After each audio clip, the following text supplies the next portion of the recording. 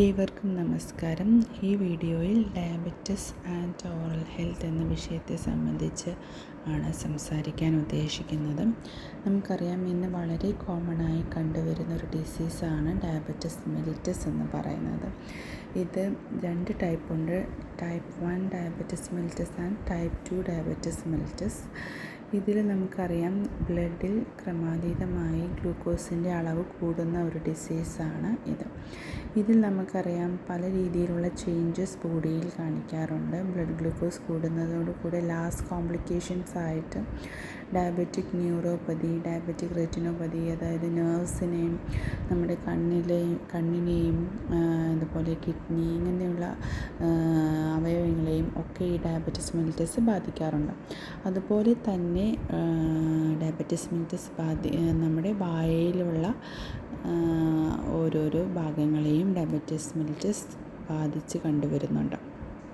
അപ്പോൾ ഇങ്ങനെ വായിൽ എന്തൊക്കെ ചേഞ്ചസ് ആണ് ഡയബറ്റിസ് എന്ന അസുഖം ഉണ്ടാക്കുന്നത് എന്ന വിഷയത്തെ പറ്റിയാണ് ഈ ഒരു വീഡിയോ.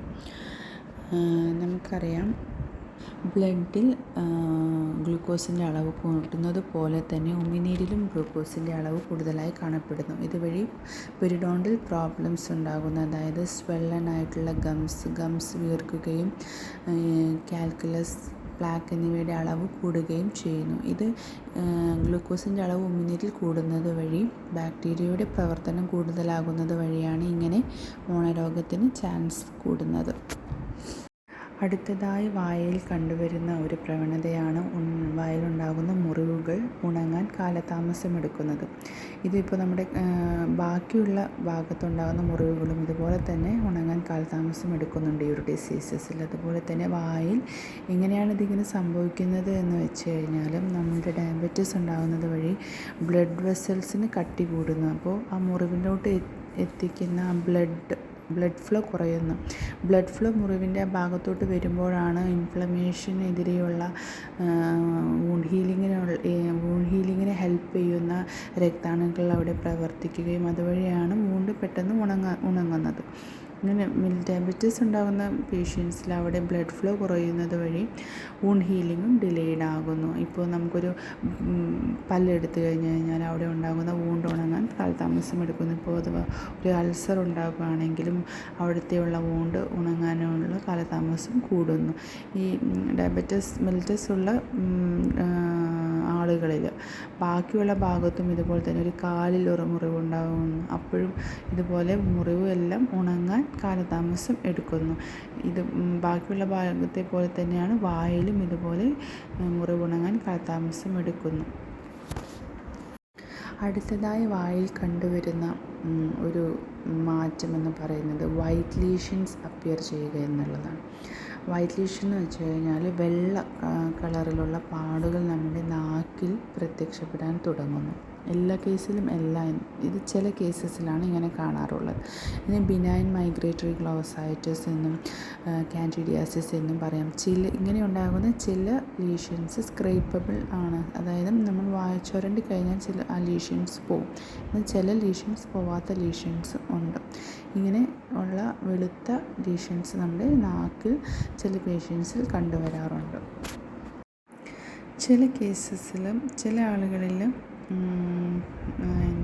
നാക്കിൽ റെഡ് കളറിലുള്ള ലീഷൻസും കണ്ടുവരാറുണ്ട്. വൈറ്റ് കളറിന് പകരം റെഡ് കളർ, എറിത്തമാറ്റിസ് കാൻഡിഡിയാസിസ് എന്നൊക്കെ പറയാം. ഇനി വേറെ ഒരു വിഭാഗം ഒരു ബുദ്ധിമുട്ട് വായിൽ അനുഭവപ്പെടുക എന്ന് പറയുന്നത് ബാഡ് ബ്രീത്താണ്. ഒട്ടുമിക്ക ആളുകളിലും ഇത് കാണാറുണ്ട്. ഇത് ബാക്ടീരിയയുടെ പ്രവർത്തനം ഷുഗർ കൂടുന്നത് വഴി വായിൽ ഇൻക്രീസ് ആകുന്നു.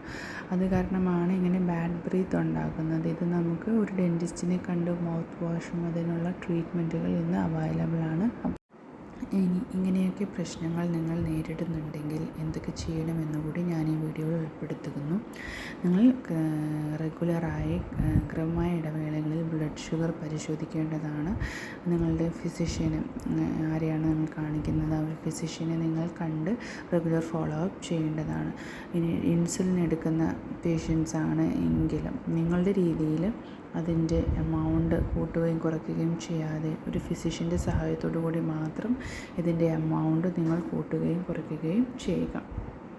പിന്നെ നിങ്ങൾ ഇങ്ങനെയുള്ള വായിലുള്ള ഈ ചേഞ്ചസ് നിങ്ങൾ അടുത്തുള്ള ഡെൻറ്റിസ്റ്റിനെ വിസിറ്റ് ചെയ്യുകയും അതിനുള്ള ട്രീറ്റ്മെൻറ്റുകൾ എടുക്കുകയും ചെയ്യുക. ബാഡ് ബ്രീത്ത് പോലെയുള്ളവർക്ക് ഡെൻറ്റിസ്റ്റ് നിങ്ങൾക്ക് ഒരു മൗത്ത് വാഷ് പ്രിസ്ക്രൈബ് ചെയ്യുന്നതിലൂടെ ഇത് നമുക്ക് കുറയ്ക്കാൻ സാധിക്കും. ഈ ഒരു വീഡിയോയിലൂടെ ഡയബറ്റിസ് കാരണം വായയിലുണ്ടാകുന്ന പ്രശ്നങ്ങളെപ്പറ്റി നിങ്ങൾക്ക് മനസ്സിലായി എന്ന് ഞാൻ വിശ്വസിക്കുന്നു. ഏവർക്കും നന്ദി.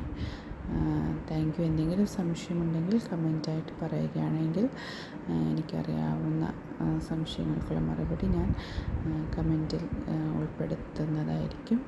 Thank you.